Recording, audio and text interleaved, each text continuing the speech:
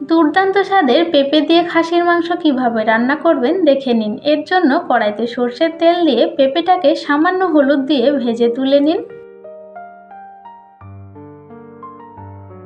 ওই একই তেলে তেজপাতা ফোড়ন দিয়ে কোচানো পেঁয়াজ অ্যাড করে দিন। পেঁয়াজটা ব্রাউন করে ভেজে নিয়ে মাটন অ্যাড করে দিন। এরপর আদা রসুন বাটা, স্বাদ মতো নুন, হলুদ গুঁড়ো, লঙ্কা গুঁড়ো দিয়ে খুব ভালো করে কষিয়ে নিন। মাংসটা কষানো হয়ে গেলে অ্যাড করে দিন ভেজে রাখা পেঁপে। অল্প অল্প জল দিয়ে খুব ভালো করে সবগুলোকে একসঙ্গে এবারে কষিয়ে নিতে হবে। সব কিছু খুব ভালো মতো কষিয়ে নেওয়া হয়ে গেলে অ্যাড করে দিন ভাজা ধনের গুঁড়ো এবং ভাজা জিরের গুঁড়ো। তারপরে খুব ভালোভাবে মিশিয়ে নিয়ে অ্যাড করে দিন পরিমাণ মতো জল। তারপরে রান্না করে নিন প্রায় 30 মিনিটের জন্য। 30 মিনিট পর ঢাকনাটা খুলে অ্যাড করে দিন চেরা কাঁচা লঙ্কা। তারপরে আবার ঢাকা দিয়ে রান্না করে নিতে হবে প্রায় 5 মিনিট। ফাইনালি এটাকে শেষ করুন গরম মশলার গুঁড়ো দিয়ে।